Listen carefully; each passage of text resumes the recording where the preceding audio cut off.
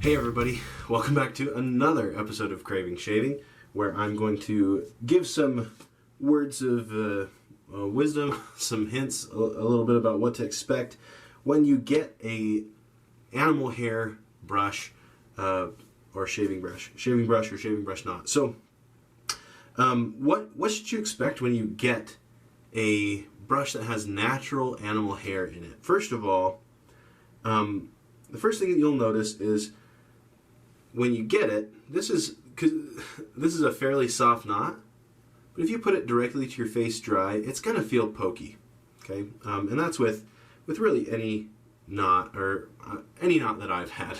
I haven't had all of the knots, but it's going to have a little bit of pokiness to it. You don't really need to worry about that, because when you soak it in water, it will get softer. So rest assured, it will get better when you soak it for a little bit, in specifically warm water. Okay, so that's the first thing you should know. Don't judge its softness right out of the box. I imagine most of you know that.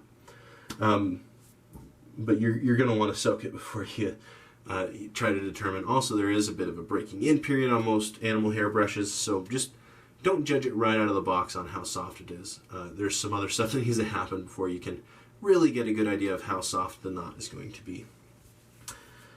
Second thing you're going to notice when you go to get that knot wet, and you're going to notice in almost all animal hair brushes that there's going to be kind of a wet animal smell.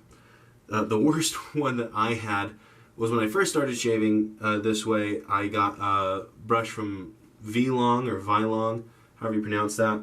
It was a horsehair brush, and it smelled like that horse had been rolling around in the pigsty and in all kinds of filth where they put it in the brush. So that's one thing you just got to understand that's going to be there in most brushes. However, in most brushes, also in my experience nowadays, it doesn't linger for all that long. If you're using it, it's going to go away fairly quickly, and we'll give some tips on how to do that. The first thing that you're going to want to do when you get a brush that has natural hair in it is you're going to want to turn on the tap. You're going to want to wait for that water to get warm. The reason when people soak their brushes, as well as for cleaning brushes and things, the reason that you want that to be warm is because it increases the molecular movement of the water. Basically, that's what heat is. The more kinetic energy there is in the water, the more work it can do on your brush, the more soap it can dissolve, etc. So you're going to want to wait for your water to get warm. You don't want boiling water, just warm tap water. Okay, I'm going to put some water in a mug. Okay, so here's my mug of water. And then what you're going to want is some Dawn dish soap. And you're just going to put a little bit, just a few drops of that soap in that water, and you're going to kind of whip it up. You're not going to get a lather, right? You should get a little bit of suds. Okay, just let that get all over your bathroom, apparently is what I'm doing. What this is going to do is just clean the brush a little bit. Hopefully get some of that funk off of that. And just for, again, maximum cleaning, you're going to want to really work that in. And then it wouldn't be a bad idea to let that sit for a little bit so that that soap can get in and break down stuff and remove it from the bristles. Okay, so you're going to want to do that first. Again, use warm water, not boiling water. Boiling water, at that point you're getting to temperatures that could mess with the glue that's holding everything together, the glue that's holding the brush into, or the knot into your brush, and you just don't want to deal with that.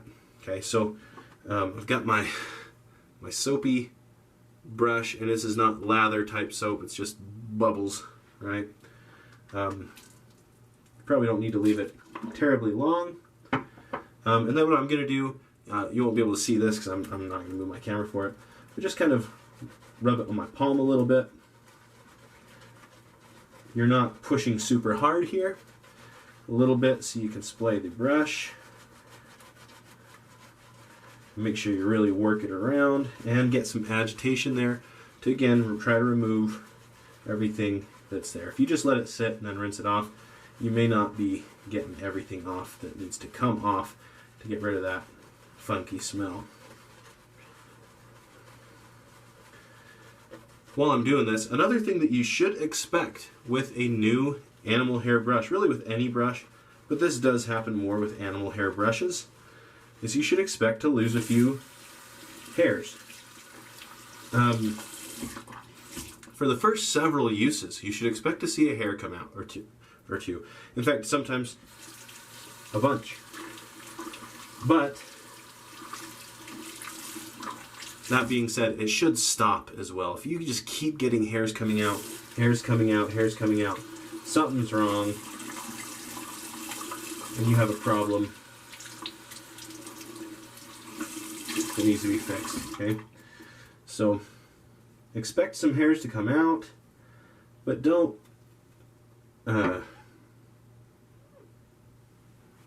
expect that to last a super long time, okay? And then you can kind of feel it's a lot softer than it was when it was dry. Another thing that you're going to want to do, and this is not something, in fact, most of this I've learned from other people, as one does in this hobby. You're going to want to, see, there's one, just fell out, not a problem. You're going to want to lather up some of your shaving soap. In a scent that you enjoy would probably be best. So I've got some Sterling iced coffee scented shave soap in here. I don't know if I had enough. It was kind of left over from something else. We'll see if it lathers up. I don't think it's going to. So what I'm going to do, grab a little bit of this to go with it.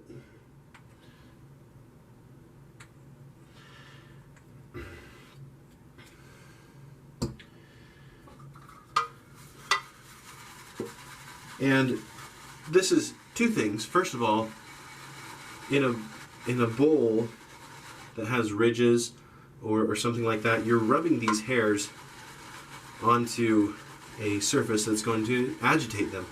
And this is, again, going to clean some of the stuff off of the brush. It's going to agitate the tips of the hairs so that you get them to soften a little bit more.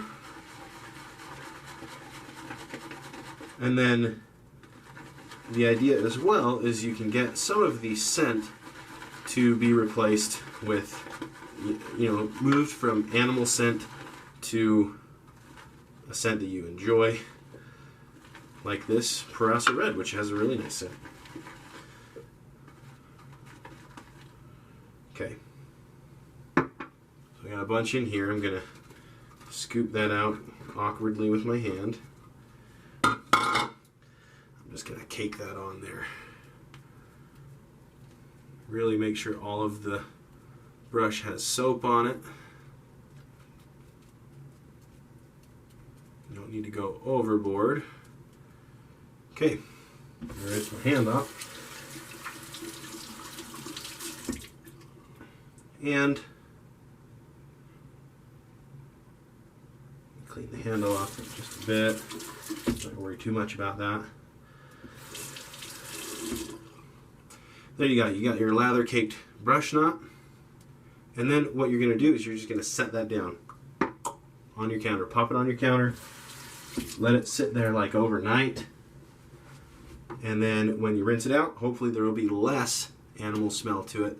And I've, at least, maybe not in that Vilong brush that I had, the horsehair brush, but in any badger or boar, even boar brush that I've used, the scent has gone away doing this one time or two times.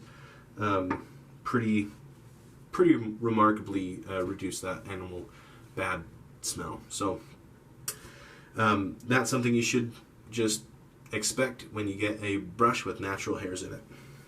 Okay. Other than that, other things that you should expect with a natural hair brush is you should expect it to absorb more water. So when you have a brush that has natural hair in it, it's going to absorb water into the bristles, and that is going to make it so that it's going to take longer to dry.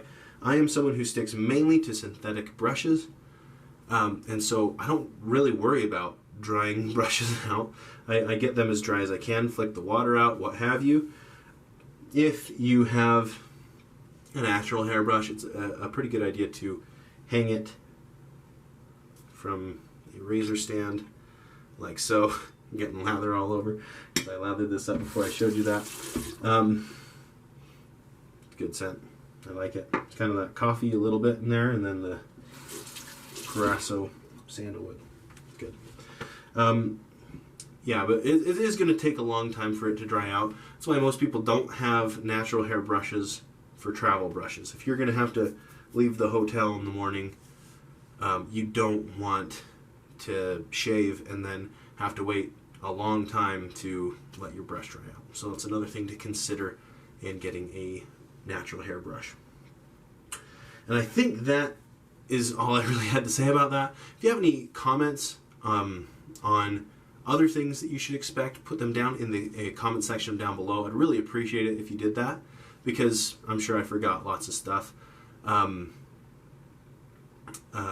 If you have any problems with what I said, please address those, and I will look into it as well. I don't want to be misinforming. To the best of my knowledge, everything that I've said is true. So, and if it's not, I would like to know that. So again, put that in the comments if you disagree with something that I said. Yeah, if you have any questions, you can put them in the comments, or you can email me at cravingshaving@gmail.com. Thank you for tuning into this non-shaving episode of Craving Shaving, and hope you all have a wonderful day.